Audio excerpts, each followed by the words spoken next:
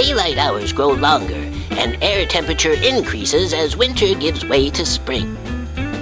The change in seasons results from the yearly orbit of the Earth around the Sun, and the tilt of the Earth's rotational axis relative to the plane of the orbit.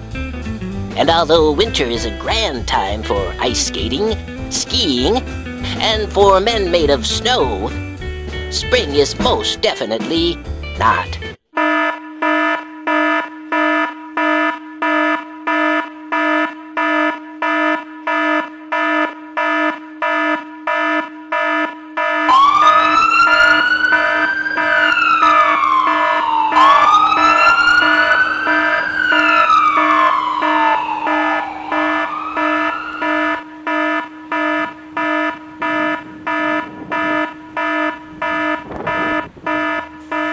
Clearly, he's suffering from a high temperature. This is an emergency. The external air temperature is too warm for the snow in that man to maintain its crystallized solid state. It's going to turn to water, and he is going to melt. We look forward to the warmer temperatures of spring because we have an internal body temperature of roughly 98.6 degrees Fahrenheit, 37 degrees Celsius. But a man made of snow cannot tolerate temperatures that rise above 32 degrees Fahrenheit, the point at which water freezes, because snow is crystallized water vapor that can change back to water when the temperature rises above the freezing point. Do you understand? What are you doing? What kind of doctor are you, anyway? You look more like a carpenter, and I don't think you have the appropriate tools in your kit for this emergency. You can temporarily affect a localized rise in temperature, but you can't change the climate. Spring weather is coming.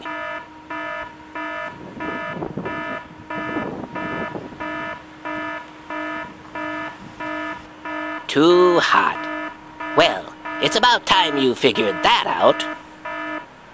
You can't stop a snowman from melting in the spring weather. So what are you going to do? Well, whatever you're going to do, you'd better do it fast. This is an emergency.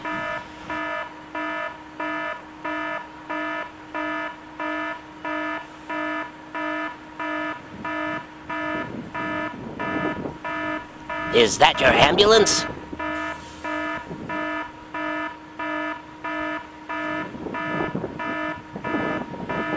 Say, what have you got in there anyway? Popsicles? That's not going to help. Or is it? Maybe I'm wrong.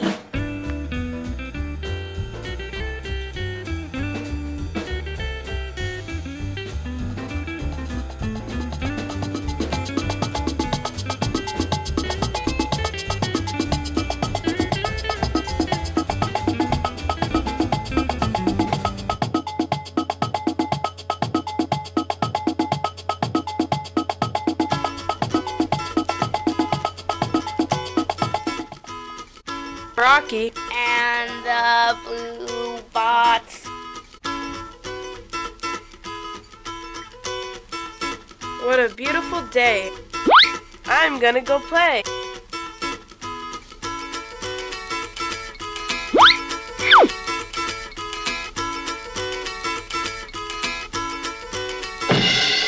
Hey, watch where you're going. Who do you think you are anyway? Excuse me, I'm Rocky. Who are you? I'm a blue bot. Well, hello, Blue Bot. Would you like to play with me? No, you're made out of rock. Made out of rocks. You're dirty and round. You're dirty and round. You came from the ground. From the ground. Nobody wants to have you around. Nobody wants to have you around.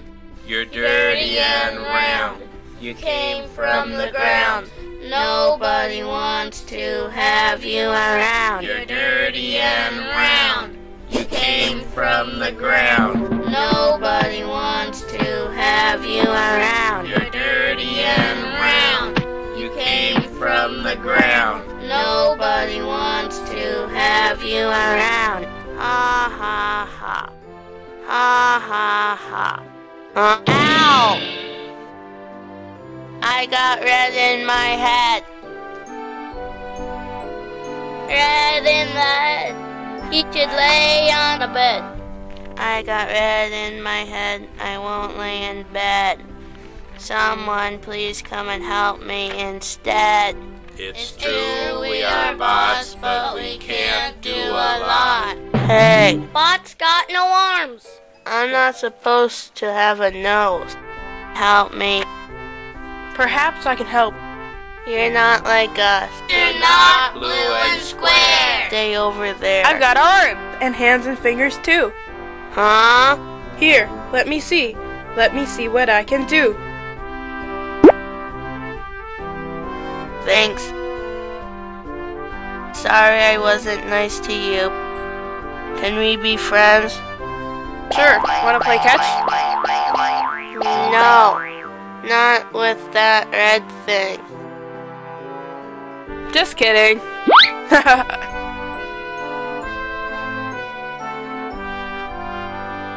ha ha. Ha ha ha. Ha ha ha. Ha ha ha.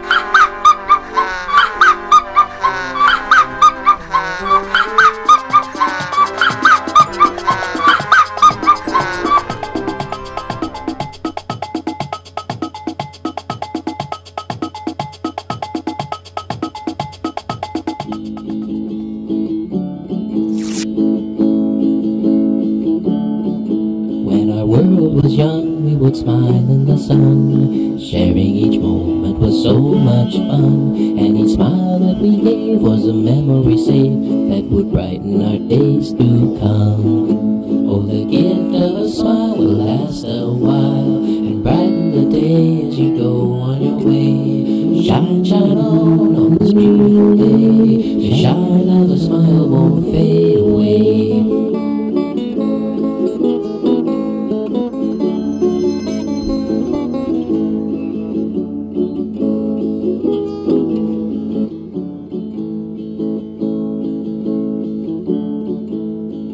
Simple and free as a smile can be.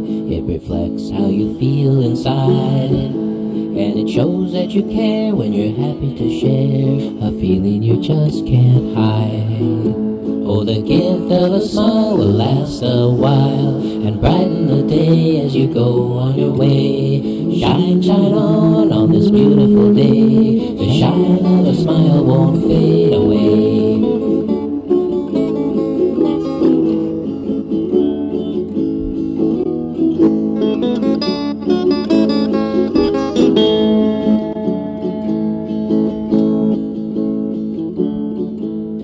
Long for a fun of our time in the sun, we can pause and remember a while, and return to the day and the wonderful way we were given the gift of a smile.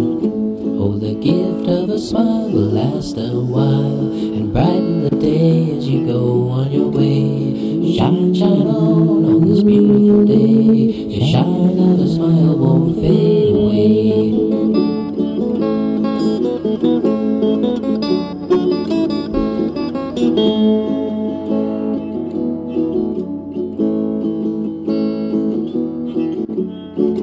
Oh, the gift of a smile will last a while and brighten the day as you go on your way. Shine, shine on this beautiful day. The shine of a smile won't fade away. Shine, shine on this beautiful day. The shine of a smile won't fade away.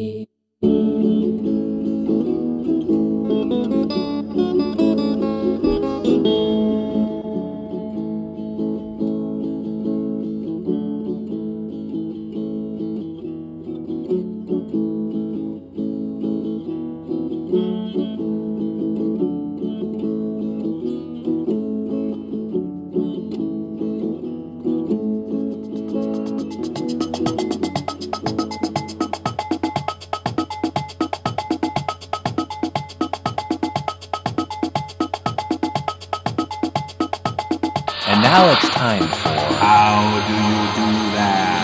It's not hard to make a rocket that flies. You'll need cardboard rolls and some extra cardboard, measuring tools, scissors, pencils and markers, straws, glue, something for a nose cone, tape, and parachute materials, like plastic bags and strings. First, mark 4 points on the cardboard roll, where you will draw lines for gluing on tail fins.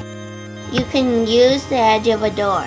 Mark an extra line between 2 of the fin lines to attach a straw for launching. Then measure and cut out 4 tail fins from the extra cardboard.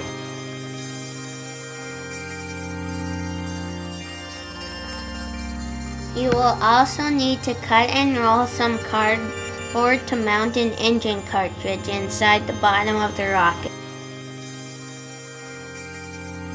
Attach the engine mount and tail fins with glue, and you're ready to paint. Plastic eggshells make good nose cones, and they can be attached with a rubber band and some duct tape. Cut up a plastic bag. Reinforce the corners with some tape. And use string to attach a parachute inside the top of the rocket. Put some wadding inside the top of the rocket. Roll up and insert the parachute.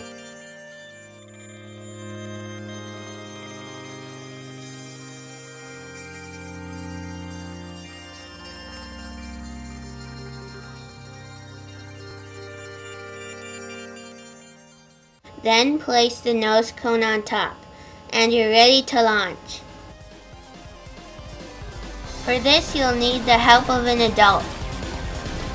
An engine cartridge and ignition wire need to be inserted into the bottom of the rocket.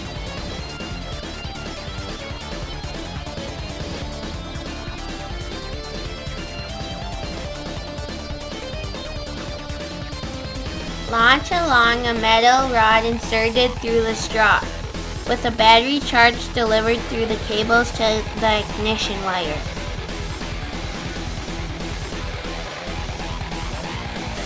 Five, 4, 3, 2, 1.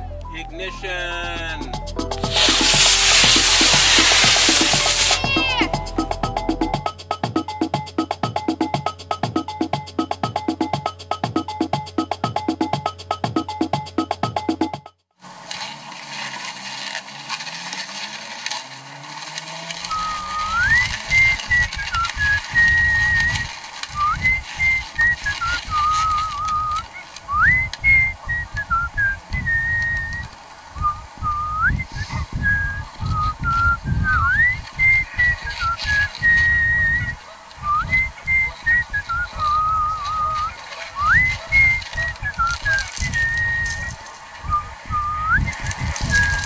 Fishing? I do it just for fun. You know any fish stories? I've got one. Have you ever been afraid? Sometimes I am. I know a story about a fish, and he was afraid of the water. Can you imagine that? Well, here's how the story goes. The fish who live near you probably spend a lot of their time in a very wet place. You may even find large schools of them in a lake or pond. They like the water very much and look forward to swimming in it with friends after their schools have let out for the day. The only fish that you could not find swimming among the others would be Filbert. Filbert had a very unusual problem. It was unusual for a fish, that is. Filbert was afraid of the water. He lived by himself on a little island in the middle of Lake Puddlesworth and never went near its wet waters. Filbert often looked out over the waters of Lake Puddlesworth from the bedroom window of his little house. Each morning he watched as daylight danced across the waves, and each evening he waited for the sun's setting colors to melt into the distant ripples. The waters of Lake Puddlesworth looked so pleasant, but seemed so mysterious. Filbert did not know what lay beneath them. Filbert also did not know how to swim, and the things that Filbert did not know made him very fearful. This was how Filbert became afraid of the water. On some nights, after the sun had melted into the distant ripples of Lake Puddlesworth, Filbert would lay in his bed, dreaming about his fears and fearing his dreams. He often dreamed he was learning to swim so that he could see things beyond his little island home. Poor Filbert.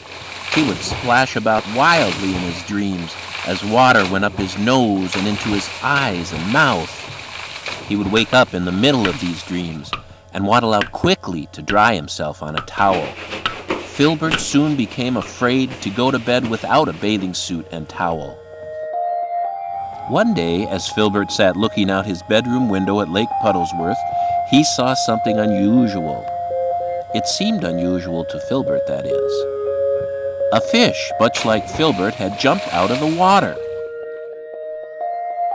As the other fish splashed back into the water, Filbert remembered how he had splashed about in his dreams and how water went up his nose and into his eyes and mouth. So he grabbed a towel and waddled down to the beach to dry off the poor fish. When the other fish did not come out of the water, Filbert waddled back quickly to his little house for his bathing suit, face mask, snorkel, and flippers. And before he could think about what he was doing, Filbert had jumped into the water to save the other fish. It was not until after he had jumped into the water that Filbert remembered he was afraid of the water. Filbert began to splash about wildly as if he was in a bad dream. Suddenly, he had a funny feeling. A bubbly giggle tickled his belly, and he looked down to see the other fish that he had jumped into the water to save. The other fish smiled and said to Filbert, "Don't be afraid. I'm a fish just like you, and you can live in the water like me if you will only take off those silly things you are wearing. Won't you come and swim with me?" Filbert began to think about what the other fish was saying. He knew that the other fish was just like him. This is why Filbert had jumped into the water to save it. And now that Filbert had actually jumped into the water, he knew what it was really like. Because Filbert was only afraid of things he didn't know, he didn't have to be afraid of these things anymore. Filbert stopped splashing about in the water. He was feeling very silly in his swimsuit, face mask, snorkel, and flippers, so he took them off and swam over to join the other fish. Together, Filbert and the other fish swam away through the waters of Lake Puddlesworth and became good friends. So that's the story of the fish who was afraid of the water. Bye-bye.